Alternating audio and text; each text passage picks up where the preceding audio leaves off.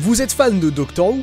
Tellement fan que vous avez déjà vu tous les épisodes et que du coup vous êtes en manque? Eh bien cette vidéo est faite pour vous, car oui, il existe bel et bien des épisodes inédits de Doctor Who. Et non, je ne parle pas des épisodes de la série classique. Si aujourd'hui les épisodes classiques peuvent être considérés comme du bonus une fois la série de 2005 terminée, ceux que je vais vous présenter ici sont bien liés à la nouvelle série, en tout cas la plupart.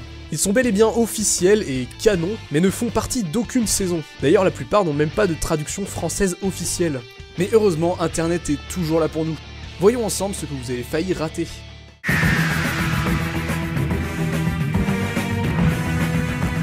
On commence direct par celui qui, selon moi, est de loin le plus intéressant de tous. Doctor Who The Infinite Quest est un épisode animé du 10e Docteur qui semble sortir de nulle part. Chronologiquement, il se place clairement pendant la saison 3, puisqu'on y retrouve le 10e Docteur, incarné par David Tennant, accompagné de Martha Jones, incarné par Freema Inggeman.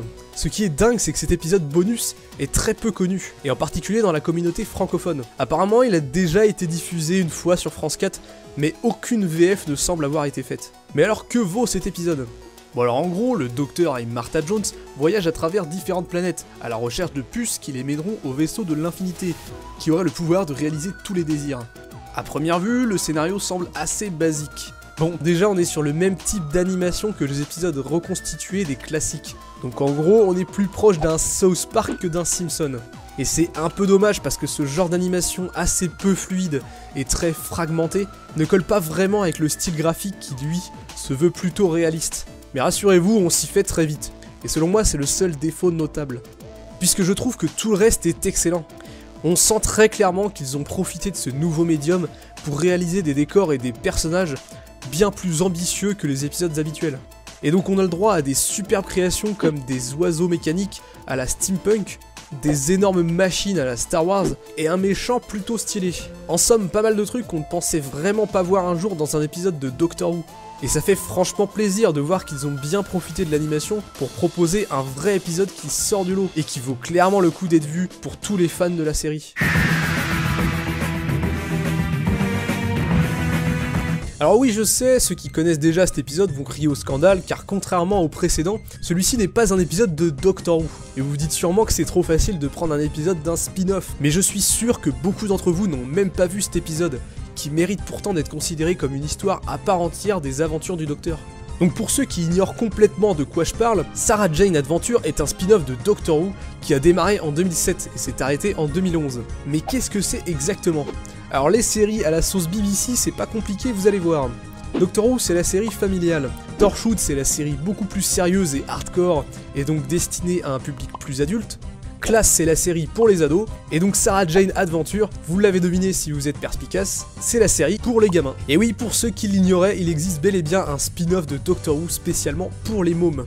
Et donc en gros, pour faire simple, on y suit les aventures de Sarah Jane Smith, une ancienne compagne du Docteur datant de la période classique, mais que vous devez certainement connaître puisqu'elle a été réintroduite dans la saison 2 de la nouvelle série de 2005. Et donc parmi les moultes aventures incroyables qu'offre cette série, une en particulier vaut un peu plus la peine d'être visionnée. Il s'agit évidemment d'un épisode dans lequel apparaît le Docteur. Et oui, tant qu'à faire un spin-off de Doctor Who, autant s'offrir le Docteur en bonus dans un épisode. Alors en fait c'est un épisode en deux parties, mais comme souvent la première partie n'est là que pour poser les bases de l'histoire. A savoir, Sarah Jane s'apprête à se marier avec un gars, mais ce gars a l'air louche. Et à la fin, le Docteur arrive à s'opposer à cette union. La deuxième partie, elle, est bien plus intéressante. Bon, clairement, je ne suis pas un habitué de cette série, mais en regardant cet épisode, j'ai très vite oublié que je regardais Sarah Jane Adventure. J'avais vraiment l'impression de regarder du Doctor Who. Ça m'a vraiment fait plaisir de retrouver le 10e Docteur dans une histoire complètement inédite. Et franchement, tout dans cet épisode semble tout droit sortir d'un épisode de Doctor Who. Même les antagonistes sont étrangement stylés, voire même un peu flippants, ce qui est carrément surprenant pour une série destinée à un jeune public. En somme, c'est un plutôt bon épisode je trouve, et je vous le conseille vivement.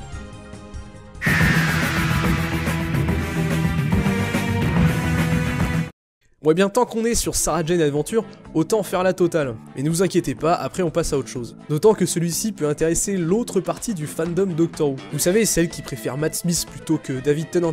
Et oui, car Dieu merci, enfin je suppose, Sarah Jane Adventure a duré assez longtemps pour arriver jusqu'à l'ère Matt Smith. Et donc nous proposer une nouvelle fois un crossover avec notre Docteur préféré à tous. Cette fois-ci, le centre de l'intrigue sera la mort du docteur. Et oui, à croire que c'est cet épisode qui a inspiré Moffat pour la saison 6. Donc un message de Unit informe Sarah Jane que le docteur est mort, et qu'elle est donc conviée à ses funérailles. Mais bien évidemment, tout ceci n'est qu'une supercherie, montée de toutes pièces par des vautours aliens. Ouais, cet épisode est bien plus enfantin que le précédent crossover, et j'avoue l'avoir beaucoup moins apprécié. Mais c'est l'occasion de retrouver Matt Smith dans le rôle du docteur, et ça, ça fait carrément plaisir. Bon, en soi, si vous n'avez pas trop peur du kitsch ou de l'absurdité des marionnettes du Muppet Show mélangées à de vrais acteurs, cet épisode pourrait vous plaire. Il est certes étonnamment plus léger et infantile que The Wedding of Sarah Jane, mais reste sympa à regarder une fois son cerveau mis de côté. En plus, pour les fans des classiques, sachez qu'on y revoit aussi Joe Grant.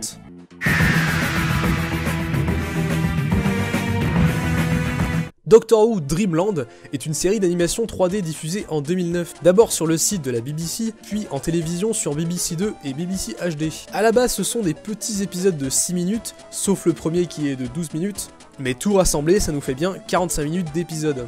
Encore une fois, on retrouve le 10e Docteur incarné par David Tennant, mais cette fois-ci, l'action semble située chronologiquement après la saison 4, puisqu'ici le Docteur est seul, sans compagnon. Et de toute façon, 2009, c'est l'année de diffusion des épisodes bonus de la saison 4, donc ça semble assez logique. Dans cet arc, le docteur va rencontrer Cassie et Jimmy, qui bossent dans un snack bar tout près de la zone 51 au Nevada. Donc forcément, comme vous vous en doutez, il y aura des histoires d'aliens dans le coin. Notez d'ailleurs que Cassie est interprétée par Georgia Moffett, l'actrice qui incarne Jenny, la fille du docteur dans l'épisode du même nom. Du coup, c'est assez étrange comme choix de casting, mais bon. Il faut croire qu'elle est de toute façon destinée à apparaître dans Doctor Who, puisque pour l'anecdote, c'est aussi la femme de David Tennant et la fille de Peter Davison, l'interprète du 5e Docteur dans les classiques. Bref, fermons cette parenthèse et parlons plutôt de ce que vaut cet épisode. Alors déjà, comme vous avez pu le voir, c'est très moche. Vraiment, on a l'impression de voir des vieilles vidéos YouTube volontairement laides pour créer une sensation de malaise. Et clairement, même pour l'époque, c'est pas ouf, puisqu'un an avant sortait la série d'animation 3D Star Wars The Clone Wars. Et même si en termes d'animation c'était pas beaucoup plus fluide, esthétiquement ça piquait déjà moins les yeux. Mais très sincèrement, mis à part ça, j'ai personnellement pris beaucoup de plaisir à regarder cet épisode. Si on passe outre l'esthétique, qui ferait presque passer les gifs 3D dégueux des années 2000 pour des chefs-d'œuvre, franchement on se retrouve avec une histoire pas si mal et des personnages assez intéressants. On retrouve bien le 10e Docteur, malin et un peu blagueur, et en ce qui concerne le reste, malgré un moteur graphique digne d'un Minitel, certains designs sont étonnamment stylés, comme celui des vaisseaux aliens ou des Viperox, que je trouve vraiment très cool. Donc en clair, même si ce n'est pas indispensable, cet épisode reste quand même très sympa à regarder. Vous pouvez y aller, en tout cas si vous n'avez pas peur de vous brûler la rétine.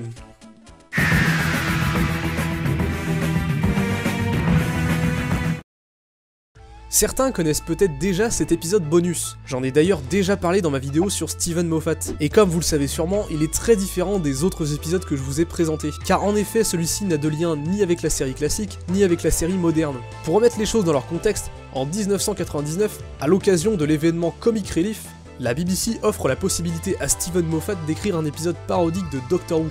Il faut savoir qu'à cette époque, Doctor Who n'existe plus depuis un moment. La série s'est arrêtée au bout de la 26e saison en 1989, et leur tentative de relancer la série par un film en 1996 s'est soldée par un échec. C'est donc pour cela que le mini-téléfilm de Moffat est hors de toute continuité.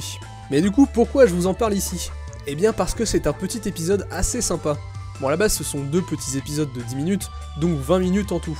Mais c'est surtout le seul épisode de Doctor Who entièrement à but comique. Tout est écrit de façon à jouer avec les codes de la série, dans le but de faire rire les fans. Du voyage dans le temps au Dalek en passant par la régénération, Moffat se permet de se moquer gentiment de tout ça, avec plus ou moins de subtilité. Ah, et surtout, c'est Rowan Atkinson, l'interprète de Mr Bean, qui joue le docteur dans cet épisode. Et rien que pour ça, c'est un sacré coup de génie. Même si forcément, on est plus proche de la série classique que moderne. Donc ça pourrait déplaire à une certaine partie de fans. Mais en tout cas, moi, ça m'a bien fait rire. D'ailleurs, la fin est très surprenante puisqu'elle anticipe 18 ans à l'avance ce que deviendra la série. Mais bref, je ne vous en dis pas plus.